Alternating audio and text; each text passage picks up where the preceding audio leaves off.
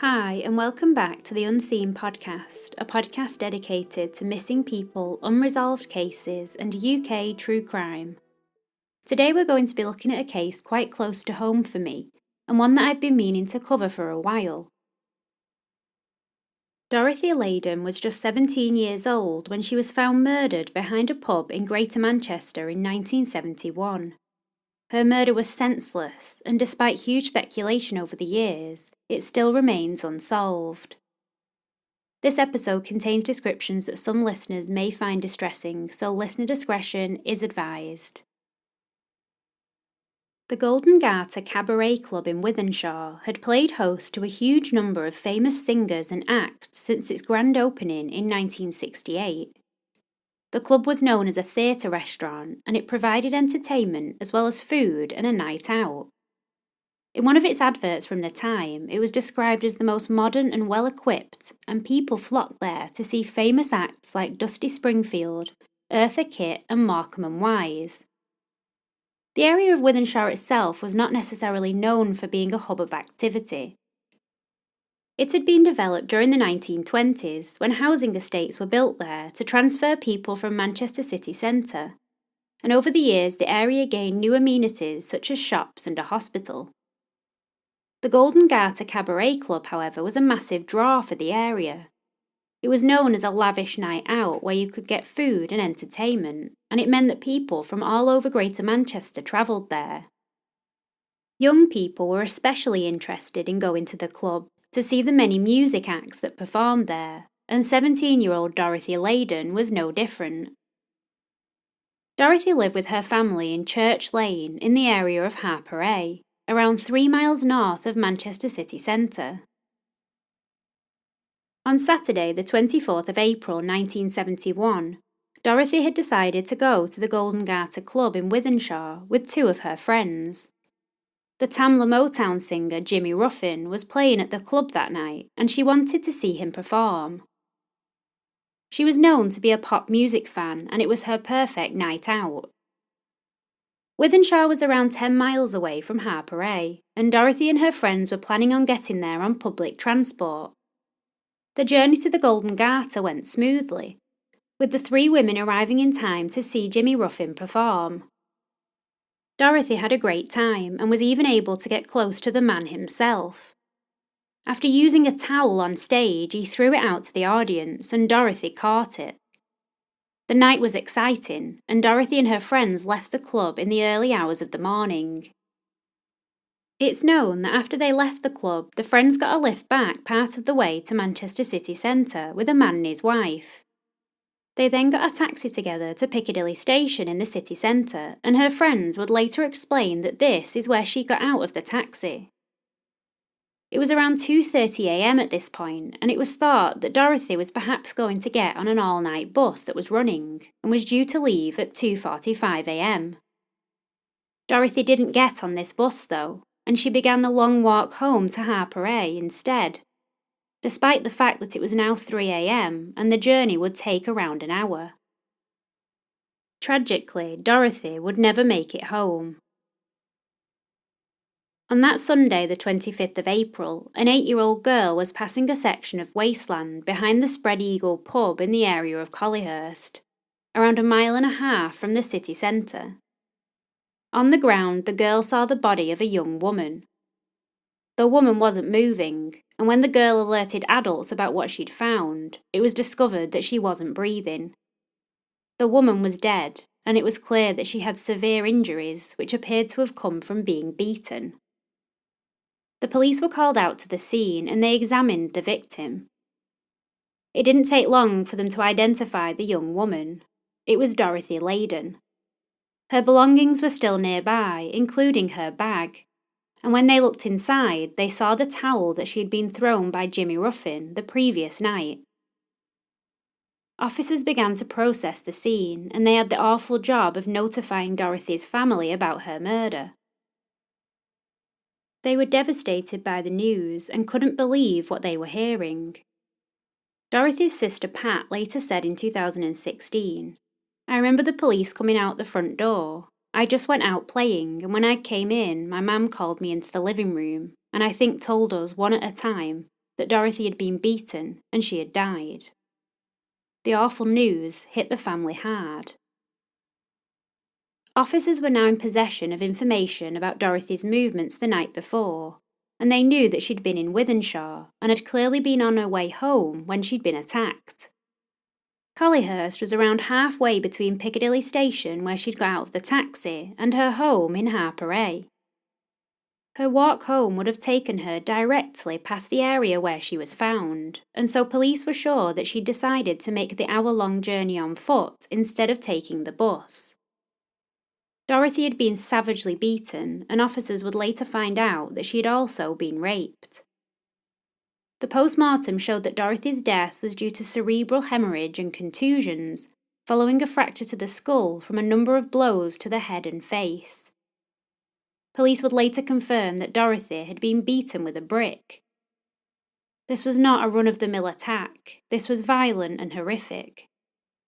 Dorothy had also apparently not been robbed, indicating that the attack had either been sexually motivated or simply spur-of-the-moment violence. Either way, detectives knew that they were dealing with someone dangerous. Dorothy's murder was so brutal that police were eager to try and establish a timeline. It was clear that something had happened to her on her journey from Piccadilly Station, and all the signs pointed to a stranger murder. The officers were painfully aware that this is one of the most difficult types of murders to solve.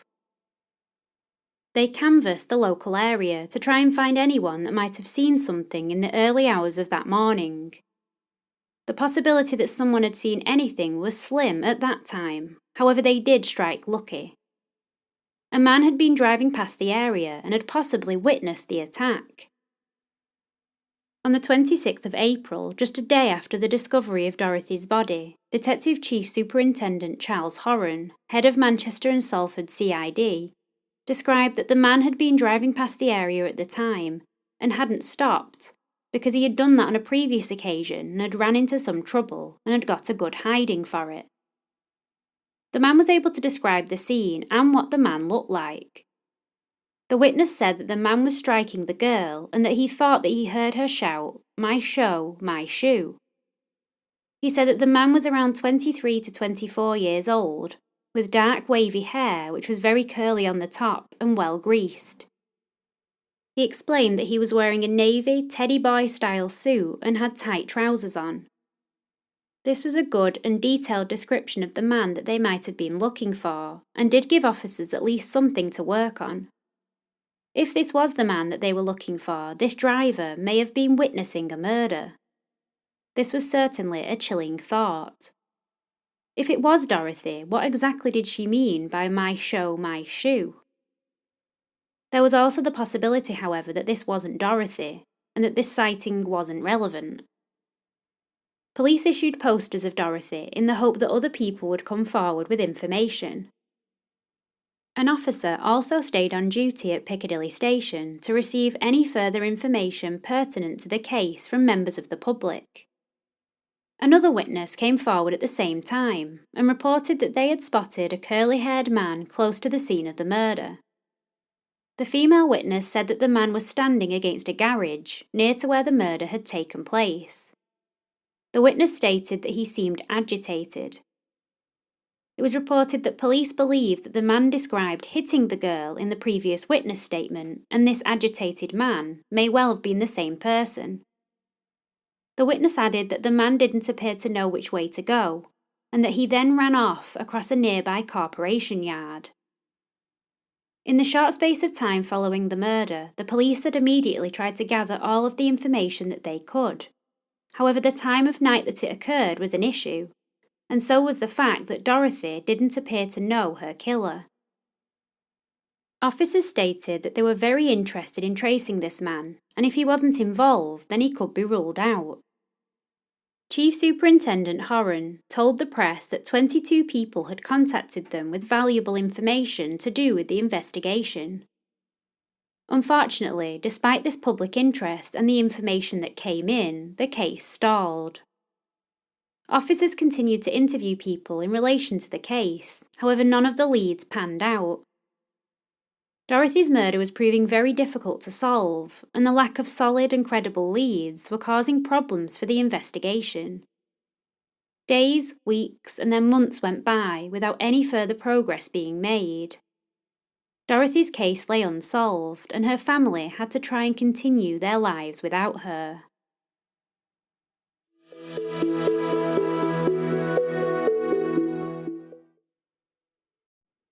Dorothy's case, however, would be in the press once again, just a few years later, when sadly the murders of 3 other women in the Greater Manchester area alerted police to a possible connection. On New Year's Eve 1974, 15-year-old Janet Leslie Stewart was walking to meet her boyfriend in Newton Heath, an area 2.8 miles northeast of Manchester city centre. During this journey, Janet mysteriously disappeared, and her anxious parents reported her missing. On the 19th of July 1975, 18-year-old Wanda Scala was walking home from her part-time job as a barmaid at the Lightbound Hotel in Moston, an area not far from Newton Heath. Wanda was 17 years old, and like Janet, she never made it back to her house. Wanda was later found murdered on a building site, where she'd been partially buried. Her injuries were horrific. Wanda had been beaten with a brick, strangled with her own tights, and her clothes had been ripped off. There was also evidence that her body had been mutilated. One of her nipples had been bitten off. Her belongings, including her clothing and her handbag, were missing from the scene, and it was thought that the killer had taken these things with her. The murder was so brutal in nature that police began to consider that the perpetrator must have committed a crime like this before. And it was then that officers thought once again about Dorothy's case. There were many similarities between the 2 cases. Both girls were 17, both were walking alone at the time of the murder, both had been beaten with a brick, and there appeared to be a sexual motive behind both crimes. They also happened not that far from each other, less than 3 miles. It was reported in 1975 that police decided to reopen Dorothy's case, stating that they believe that there may be a connection between the 2. This was not, unfortunately, the last case that police had to consider, as in March 1976 another murder occurred in the area of Failsworth, around 3.7 miles away from the city centre. 17-year-old Sharon Mossoff was on her way home to the town from Farmworth, 15 miles away. Sharon had been at a party which was organised by her work, a kitchen company called Status, that ran from a mill near her home in Failsworth. Her parents spoke to her at around midnight, and Sharon had phoned them to ask which number bus she would need to get on from Piccadilly to get home. Her parents later said that they put 2 bottles behind the door, so that when Sharon got in, they would hear the clinking and know that she was home. They didn't hear that sound and knew that something was wrong when she didn't return home. It wasn't long before her parents received the awful news that Sharon's body had been found in the Rochdale Canal, just 300 yards from her home. Her body was spotted the next morning. It had been so cold the night before that the water had frozen around her body. Like the other victims, Sharon's clothes had been stripped off and her body had been mutilated. Like Wanda Scala, her nipple had also been bitten off. She had also been strangled with a pair of tights. A police officer in a van later explained that he saw Sharon get off the bus, and that was only 5 minutes away from her home. Whoever had attacked her had got to her just minutes from safety. Police were able to narrow in on a suspect when another girl was attacked. 21-year-old Christian Campbell was attacked by a man. She managed to escape by biting through her tongue to get away from him, and because of this she was able to provide some important details.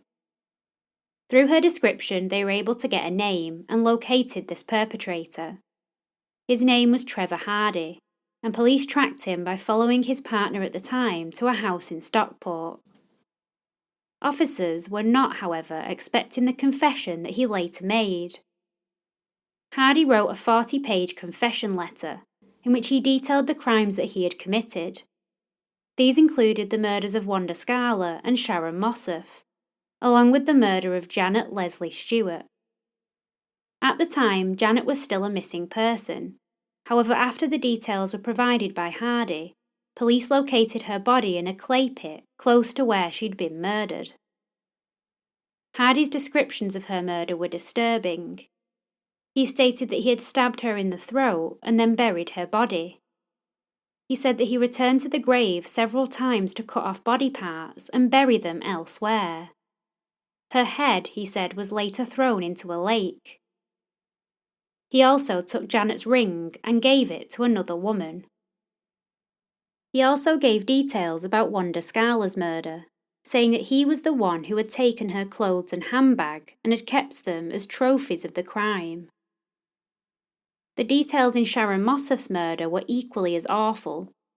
He explained that Sharon had come across him after she got off the bus and had seen him as he was trying to break into her workplace. He said that Sharon had said to him, "What are you doing? I work there and I know your face."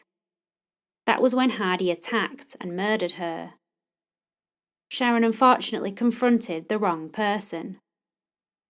Sharon's father Ralph would later say that they'd only got one side of the story about what happened that night. It would emerge that Trevor Hardy had been in trouble for most of his life and had been involved in several violent altercations. In fact, when he murdered Janet, he was actually looking for an ex-girlfriend of his called Beverly, and when he couldn't find her, he settled on Janet instead. He had also gone to great lengths to cover up his crimes. When he was arrested, it was noted that his teeth had been filed into points. He had done this after Wanda Scala's murder, as he had left a bite mark on her body, and he was worried that he would be incriminated through his teeth. This gave Trevor Hardy an even more menacing look, and contributed to the new moniker that he was given, the Beast of Manchester.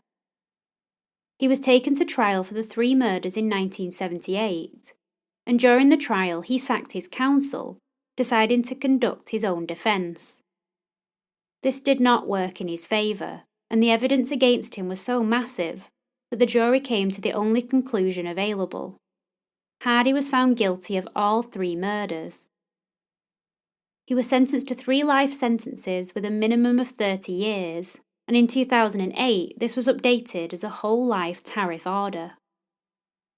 Trevor Hardy died of a heart attack at Wakefield Prison in 2012 after serving 35 years. His crimes would be remembered in Greater Manchester for years to come, and the possible link to Dorothy Leyden's murder was always in the background. The similarities were evident, and many believed that he may be responsible for her murder too. Over the years, however, Dorothy's case remained unsolved, and her family were left wondering what had happened to her, without the crucial closure that they needed. It wouldn't be until 2008, however, that Dorothy's case would once again be reopened by Greater Manchester Police. This decision came as a result of Dorothy's family asking the police to finally put the question of whether Trevor Hardy had anything to do with it to rest. The speculation that he was some way involved in the murder had been swirling around for years, with some people convinced that he must have done it. The family wrote the police a letter, urging them to establish this once and for all. Cold Case Detective for Greater Manchester Police, Detective Superintendent Martin Bottomley, found crime scene swabs in evidence in the basement of police headquarters and sent the swabs to be analysed. This was as close to a definitive answer that the case had been for almost 40 years. When the results of the testing came back, they were surprising. A full DNA profile had been retrieved from the swabs, and when tested against Trevor Hardy, he was found to not be a match. He had not murdered Dorothy. Detective Superintendent Bottomley later said about this, "Everyone thought at the time it was down to Trevor Hardy. Unbelievably, we had retained some samples and the Forensic Science Service came back with a full DNA profile. It was not on the DNA database and it was not Hardy. There is good forensic potential. We are still actively looking for the offender in this case. This was huge progress, but also it brought up more questions. If it wasn't Trevor Hardy, who was it? Despite having a full DNA profile, they have not been able to match it to the perpetrator, and have also searched DNA databases and utilised familial DNA profiling. The alarming thing was that during this same time frame, Greater Manchester Police had to consider that they had another extremely dangerous individual committing terrible crimes that may not have been apprehended. In 2016, Dorothy's case was featured on Crime Watch, with a reconstruction of the night that she was killed. It was hoped that the reconstruction would jog someone's memory of the night, or bring new witnesses forward. Dorothy's sister Pat appealed to the public for help to solve her sister's murder. Detective Sergeant Julie Adams from the Greater Manchester Police's Cold Case Unit told the Manchester Evening News that they had received an excellent response from the public after the episode aired. She said, "We've had a really positive response. We received 20 pieces of information which I have reviewed.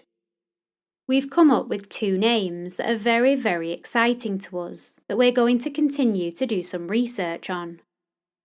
Despite these significant new leads, there hasn't been anything more published about them since 2016. Dorothy's case still remains unsolved as of this episode, and this year marks the 50-year anniversary of her murder. I hope that someone does come forward with some new information and that Dorothy's murder doesn't get forgotten. As time passes, it does get more difficult to find new information. However, with a full DNA profile, there is some hope that we will know who committed this horrific crime. If you know anything about Dorothy's murder in 1971, you can contact 101 or Crime Stoppers at 0800 555 111. You can also contact me confidentially on any of my usual ways, including my email, theunseenpod@gmail.com. Thank you for listening to this episode, and I want to say that it's also dedicated to Janet Stewart Leslie, Wanda Scala, and Sharon Mossef.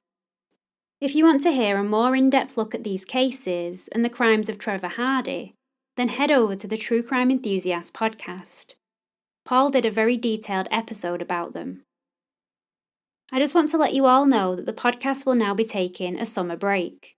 I will release the next episode on the 18th of August. This is so that I can catch up with writing as I'm now back at work after my maternity leave ended, and life has been extremely hectic recently. This break will give me a chance to finish the many episodes I've started, and it will mean that I can research even more in depth than usual. I will, however, be releasing a few slightly different episodes throughout this time, which I know that you will find fascinating to listen to, so I do hope you tune into those in the meantime. Thank you for understanding and for all your continued support, including everyone who supports me on Patreon. If you'd like to see what we offer over there, including bonus episodes, early ad-free access and other extras, head over at the link in the show notes. You can also support us by reviewing the podcast wherever you listen and by subscribing on YouTube. We're halfway towards our target for subscribers, so if you aren't already subscribed, I would really appreciate it. If you're looking for some new plans, now things are opening back up, then come to CrimeCon in London on September the 25th and 26th. I'll be there on Podcast Row, as well as so many other amazing speakers and podcasters. Use the link in the show notes to buy tickets and use my code UNSEEN for 10% off. Remember, if you'd like to contact me with any episode ideas, enquiries, or just to say hi, follow me on social media on Facebook, Twitter, Instagram, or at my email address. I hope that everyone has a great summer, and I'll be back in August with some great new episodes. Thank you for listening, and as always, I'm Caprice, and this has been Unseen.